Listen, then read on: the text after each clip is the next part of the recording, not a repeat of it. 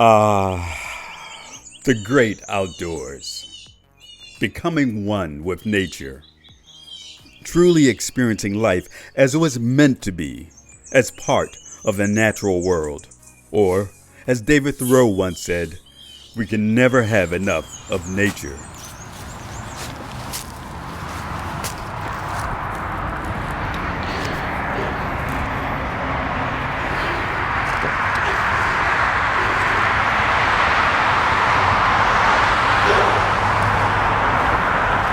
Obviously, it's not a good idea to set your tent up anywhere.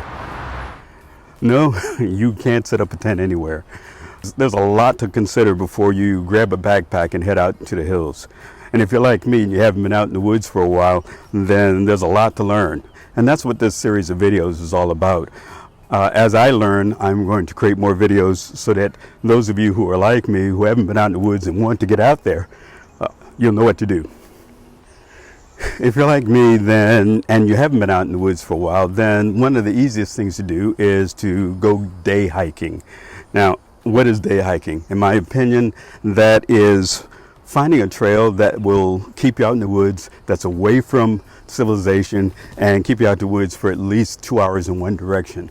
Now, why would you want to do that? Well, before you go out and spend your hard-earned money on camping gear and stuff like that, you need to find out whether you actually like being out here. I mean, there's bugs to consider, there's a lot of logistics that you have to worry about, and you know, it's just not for everybody. So day hiking is a good thing to do. Where can you day hike? That's easy enough. Go online, find the sites for a local, state, or national park, and on that site you should find maps of all the routes and paths that they have in the park. Pick one that is at least 2 miles long, and depending on the terrain, if you're in a hilly terrain, you might want to pick one that's a little shorter. If it's flat like here in Florida, then you might want to pick one that's a little longer. And but the gist is to be out in the woods in one direction for at least 2 hours, and plan on going out there. Okay, so what do you bring on a day hike? Well, you bring some food. I would bring a sandwich of some sort, maybe some carrot sticks or celery sticks, fruits like apples, oranges, or bananas, granola or fruit bars, that's fine too.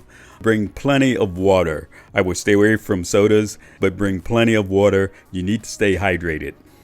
Think about bringing a first aid kit. Your basic first aid kit should include a multifunction knife with tweezers, cloth bandages of assorted sizes, antiseptic wipes, cortisone cream, antibacterial ointment, antihistamines, hydrogen peroxide, gauze pads, insect repellent, and tape. Wear some comfortable clothes. What to wear on a day hike is dependent on a lot of things, but generally you should choose the following. Choose long pants over shorts to minimize bug bites and scrapes. Choose quick dry over cotton. Your top is weather dependent, but wear whatever is comfortable. Your shoes should be flat and comfortable, not sandals. Consider getting and bringing a lightweight rain jacket, and a cap or a hat will keep the sun out of your eyes and creepy crawlies out of your hair. And I would also bring your phone. And the phone is for emergencies. You also might want to consider buying and getting a whistle. The whistle is for if you get into an emergency situation and you need people to know where you are. The sound of a whistle carries a lot further than the voice. So a whistle would be a good thing to have. Also think about getting insect repellent. I'm getting chewed up alive out of here. I mean, they're even chewing on my bald spot. So insect repellent is good. You might want to think about getting insect repellent that has DEET, D-E-E-T, or picaridin, that's Picaridin. And those two have been proven to be the best in repelling insects. Get some of that and test it out before you go out on your hike to make sure that you're not allergic to it and that your clothes don't react to it. Some of the stuff can be pretty powerful, so make sure that it that you don't react to it. Something else that you might want to consider taking with you when you go out on your day hike is a decent pair of binoculars. Now, you can spend anywhere from $30 on up for a decent pair of binoculars, but there are 4 things I would recommend that you consider when you're selecting a pair of binoculars. Number 1, they should be weatherproof at the very minimum, but I would recommend waterproof. You can see here, this pair of binoculars is waterproof. Number 2, the binoculars should have a BAK4 Prism rating. You can see here, this one says BAK4 Prism. Now, the BAK4 means that the prism glass inside the binoculars is of superior quality than, say, for instance, a BAK7 prism. That means that the image that you see in the binoculars should be clearer on a BAK4 than it is on a BAK7.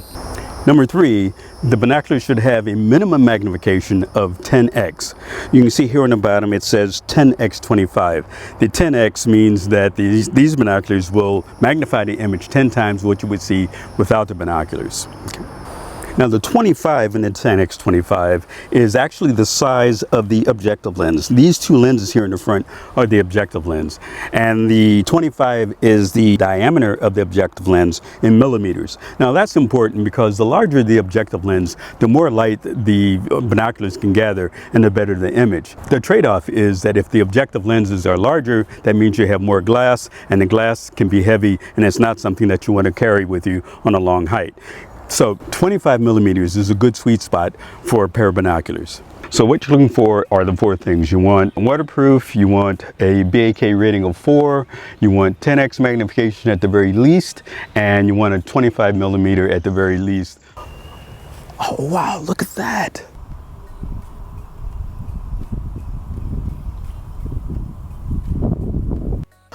I think that's a gator. Oh, so cool.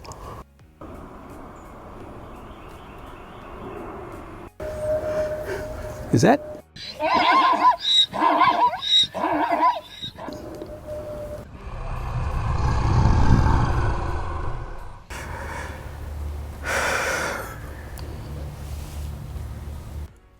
The last thing I think you should take with you is some decent lighting. Now, it doesn't have to be anything expensive, but your lighting should have at least these features. Brightness should be at least 100 lumen. It should be weatherproof at least. It should have a runtime of at least 20 hours. It should have a low light setting. And I would plan to get the best light you can afford. There are 2 types of lights I would recommend. One is a headlamp, like the Black Diamond Storm 400. The other is a handheld flashlight, like the Milwaukee 2107. They both are great lights to tick off all the must-haves and are not expensive. Now all you need to do is find something to shove it all in that'll let you carry it. If you happen to have an old backpack lying around, that'll do. If you need to buy something, this 20-liter day pack from Sea to Summit works just fine. Okay, that's going to do it for this installment of my camping videos. I hope I've given you enough information so you feel confident enough to go out and do some day hiking. I think you'll really enjoy it. My next video is going to be about car camping, but unfortunately I won't be able to do that because I've signed up to help with the vaccine rollout. I've volunteered for that, and that's a 3-month stint, so I won't be able to get back to this, but I will be blogging. So log into my blog site, which is gogeezer.com, and you can keep track of my goings on that way. I hope you guys have a great day and get out there and do it. Take care.